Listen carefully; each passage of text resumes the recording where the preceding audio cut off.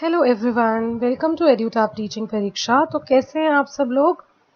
चलिए, बहुत ही अच्छे हैं। और मेरी तरफ से ये क्यूट सा हेलो आपको, इनफैक्ट पूरी टीम की तरफ से क्यूट सा हेलो।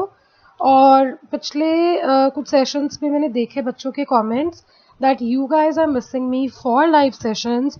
तो बच्चे, मैं भी मिस करती हूँ आप लोगों से इंटरेक्शन करना, बिकॉज मेरे को भी एक हैबिट हो गई थी आपकी कि हर ऑल्टरनेट डे पे आपको मिलना है, ऑनलाइन चाहे वर्चुअली चाहे हम मिल रहे हैं।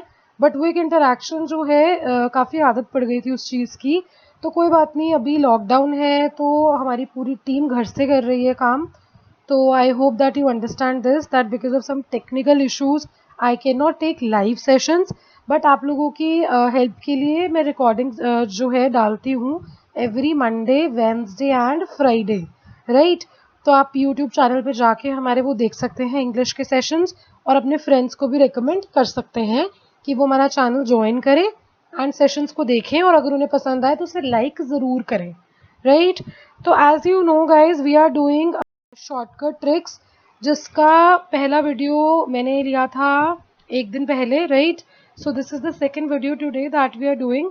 तो अगर किसी ने वो नहीं देखा है तो वो इस वीडियो के बाद भी फर्स्ट वीडियो देख सकते हैं शॉर्टकट ट्रिक्स का। अब ये जो हमने सीरीज शुरू करी है शॉर्टकट ट्रिक्स वाली, इसमें हम कुछ क्वेश्चंस डिस्कस करते हैं इंग्लिश के, जो आपके एग्जाम के लिए हेल्पफुल होंगे।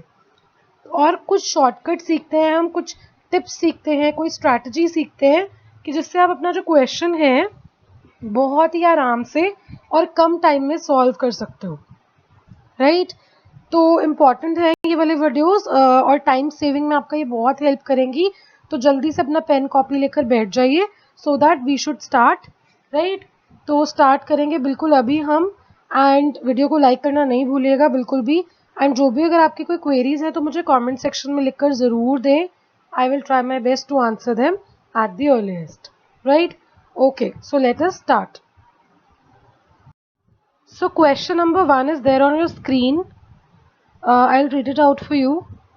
We are thinking of taking a vacation toward या फिर towards the end of the month.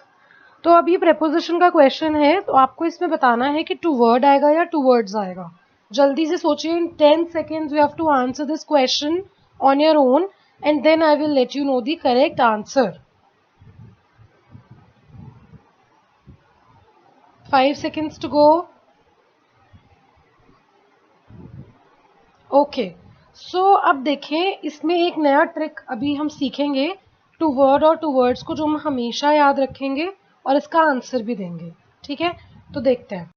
देखो, जो अब यहाँ पर है ना आंसर, वो टू वर्ड भी हो सकता है और टू वर्ड्स भी हो सकता है।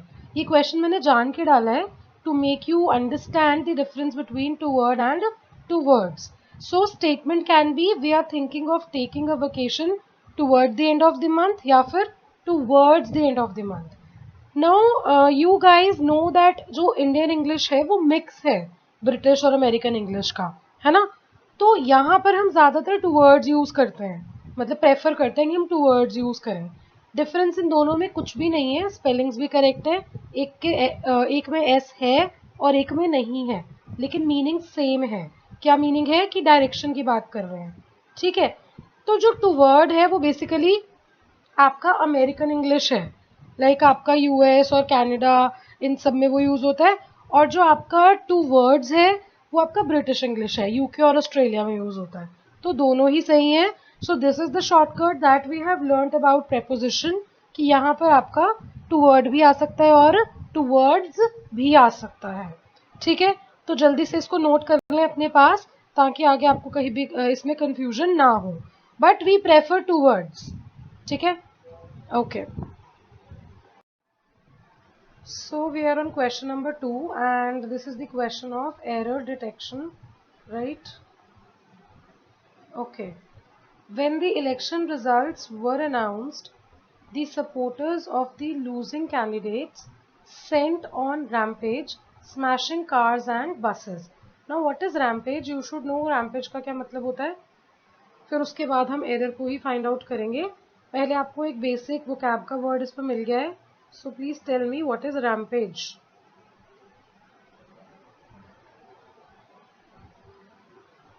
गाइज रैम्पेज का मतलब होता है कि एक तरीके से आप राइट कर रहे हो, ठीक है, राइट्स होते हैं जैसे, that is only kind of rampage only, right. So अब इसके अंदर हमें बताना है कि क्या हो सकता है आंसर, 1 2 3 या फिर 4 या नो एरर। तो अब यहाँ देखेंगे हम, were announced the supporters of the losing candidate sent on rampage. अब मतलब यहाँ पे रैम्पेज पे आप किसी को भेज कैसे सकते हो राइट्स पे, तो ये सेंट यहाँ पे गलत है। So that is why here the answer is went and not sent. So when the election results were announced, the supporters of the losing candidate went on rampage, smashing cars and buses. ठीक है, तो अब यहाँ पे हमने क्या shortcut सीखा है कि कई बारी जरूरी नहीं है कि ग्रामेटिकल एरर हो, एरर स्पॉटिंग के अंदर it is not necessary, sometimes the word itself is wrong, तो उसके ऊपर भी हमें थोड़ा सा ध्यान देने की जरूरत है, ठीक है। So this is the shortcut we have learned that error spotting के क्वेश्चंस में ग्रामेटिकल एरर्स के साथ साथ रॉन्ग वर्ड यूजेज भी हो सकता है, जैसे कि हमने यहाँ पे देखा, right. So answer is your option number C. Question number 3। So here is the fill up जो आपको फिल करना है, right. Man proposes dash God disposes. अब ये आपका जो क्वेश्चन है ये किस पे बेस्ड है, आपको अगर आप ऑप्शंस देखें कंजंक्शंस पे, बिल्कुल सही।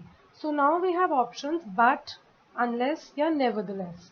तो क्या आना चाहिए, man proposes dash God disposes, man proposes but god disposes, man proposes unless god disposes, या man proposes nevertheless god disposes. बहुत ही सिंपल है, देखो अब यहाँ पर कंट्रास्टिंग स्टेटमेंट्स हैं, तो जहां पर भी कंट्रास्टिंग स्टेटमेंट्स होती है वहां पे बट का यूज होता है, और बेसिकली ये एक ईडियम भी है, तो जिसका मतलब क्या होता है कि human beings can make any plans they want, but it is the God जो डिसाइड करता है कि वो प्लान आपका सक्सेस होगा या फेलियर होगा, right. So please note the shortcut that but is used in contrasting statements. अब जैसे देखो प्रपोजेस और डिस्पोजेस एक तरीके से कंट्रास्ट है, एक तरीके से ऑपोजिट है, तो हमें पता लग गया कि कंट्रास्टिंग स्टेटमेंट है तो बट यूज होगा। और अब यहाँ पे आपने इस फिलअप के साथ साथ कंजंक्शन का तो शॉर्टकट सीखा ही, आपने ईडियम का भी मीनिंग सीख लिया, right. So note down this shortcut right now, and इसको अपने ईडियम में भी लिख लो कि आपको ये हेल्प करे ईडियम एंड फ्रेजेस में भी। And but is used in contrasting और कॉन्ट्राडिक्टरी स्टेटमेंट्स, राइट। समझ में आया अच्छे से, चलिए बहुत ही अच्छी बात है, जल्दी से वीडियो को लाइक कर दे फिर, और फिर हम आगे चलते हैं, ओके। तो चलिए बच्चे हम पहुंच गए हैं क्वेश्चन नंबर 4 पे, पढ़ते हैं क्या है। टू कीप वंस टेम्पर, ये क्या है आपका ईडियम है, I will try to write it here for you.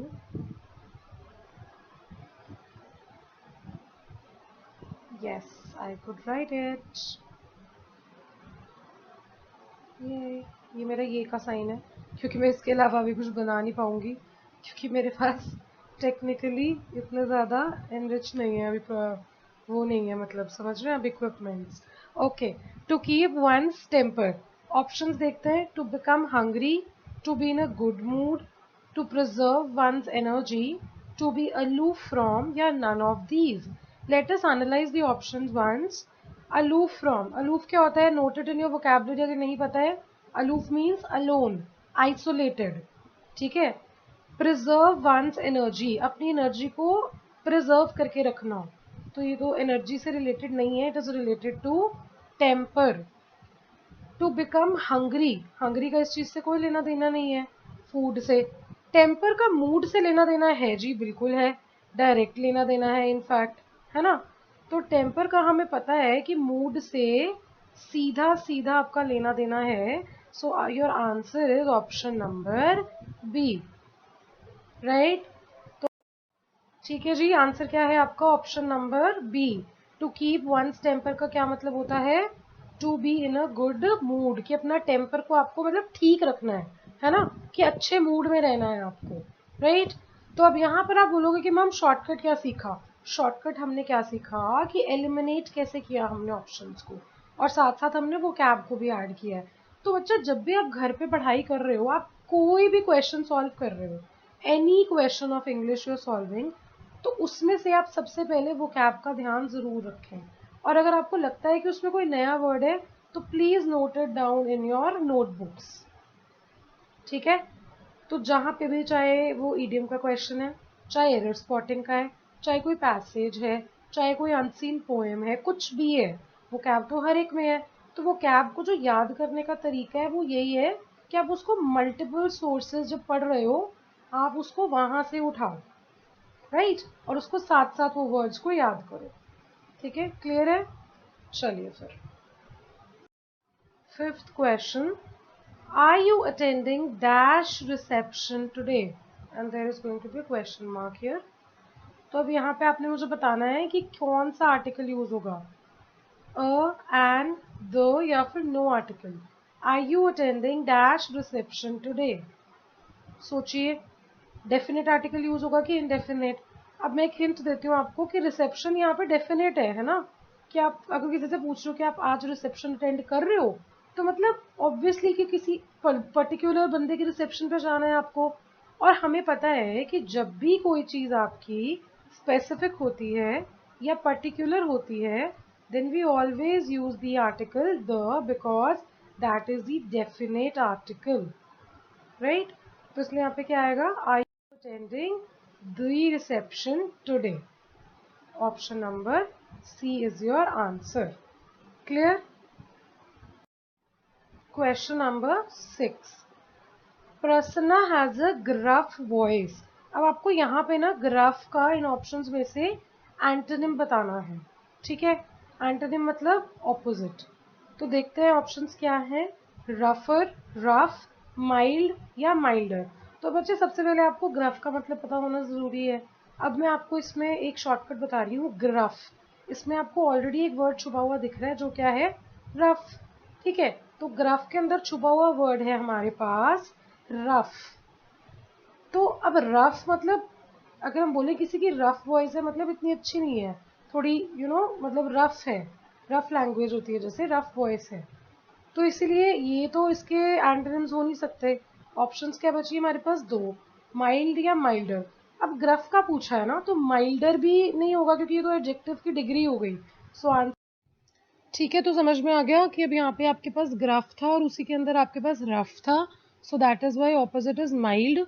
So note down, जहाँ पे भी आप अपने वो कैब नोट कर रहे हैं, ग्राफ वर्ड नोट कर लें और इसका सिनोनिम और एंटोनिम जरूर नोट कर लें।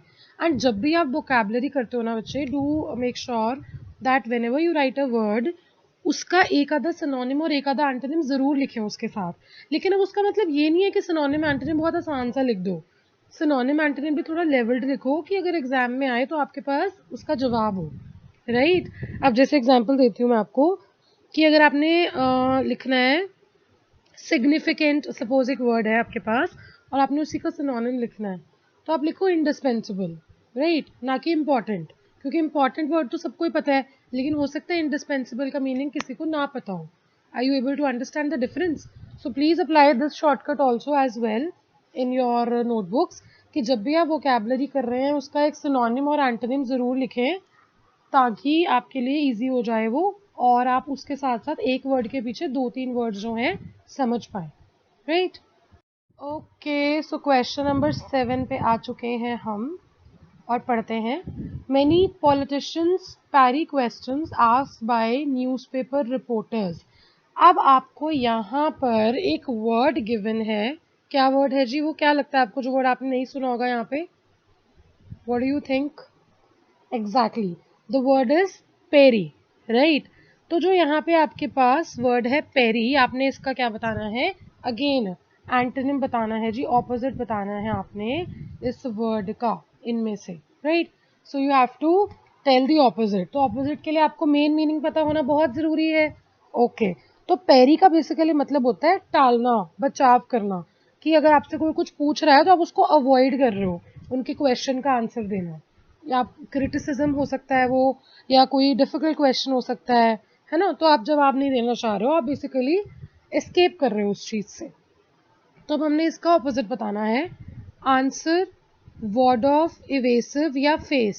हाँ जी, सोचिए, अगर आप किसी से भाग रहे हो तो उसका ऑपोजिट क्या होगा? ऑब्वियसली उनको फेस कर, so answer is option number D, face.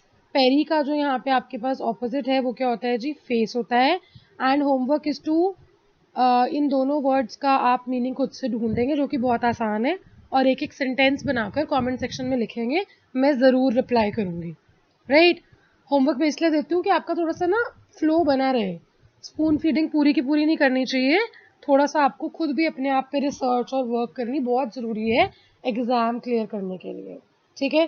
तो मैंने पिछले वाले शॉर्टकट में भी होमवर्क दिया था, बट मुझे किसी का आंसर नहीं मिला, तो कमेंट सेक्शन पे मेरे को अपना लिखकर ज़रूर भेजें, मैं चेक करके ज़रूर जवाब दूंगी, ठीक है जी। क्लियर है सबको? वर्ड ऑफ और इवेसिव का मतलब ढूंढेंगे, और पैरी को अपने आप वोकैबुलरी वाले नोट्स में अभी के अभी लिख लेंगे with one synonym and one antonym, right, to complete it comprehensively। चलिए आगे चलते हैं, फिर 2-3 सवाल रह गए हैं सिर्फ हमारे, फिर वीडियो खत्म करेंगे। चलिए जी, क्वेश्चन नंबर 8, ये आपके पास एक पोएम का एक्सट्रैक्ट, राइट। क्या है जी पोएम, थोड़ी सी पढ़ लेते हैं। Is it human nature to desire forbidden fruit, to hunger for a blossom, so obsessed with passion that we forget the pain which inevitably arises once we tease ourselves with the thought of it, or taste a tiny part of it, and it becomes the predator, eating at us like a carnivore that saves the head for last, severing the brain to feed its own, and we still craving illicit nectar, enjoying the fact that it is devouring us। तो ये poem थी आपके पास, right. Question number 8 है, देखते हैं क्या आपके पास अभी। हमने देखा कि पोएम कुछ ह्यूमन नेचर पे थी, ठीक है। Another word in a poem that suggests forbidden is, एक वर्ड यूज किया गया था पोएम में, forbidden, तो उसका हमें another word बताना है, मतलब क्या बताना है, करेक्ट, हमें उसका बताना है जी synonym। illicit, obsess, crave या savor। देखिए जरा, आपके पास यहाँ दिया हुआ था is it human nature to desire forbidden fruit, to hunger for a blossom. तो अब हमारे पास जो 4 वर्ड्स हैं सबका मीनिंग देखते हैं एक बारी। सबसे पहले फॉरबिडन क्या होता है, you should know that what is forbidden. Forbidden होता है कि जो चीज अलाउ ना हो, ठीक है, विच इज नॉट परमिटेड और अलाउड। और इलिसिट क्या होता है, इलिसिट भी वही होता है कि something which is not allowed by law और by the rules of society. तो ये तो करेक्ट आंसर होगा, बट वोकैबुलरी के लिए बाकी तीनों मीनिंग्स भी देख लें। Obsess, what is obsess, obsession बोलते नहीं है, बहुत ऑब्सेशन है, what do you mean by that. Obsession होता है कि मतलब आप किसी चीज के लिए बहुत ज्यादा सोच रहे हो, you are too much into something, that is obsession, right.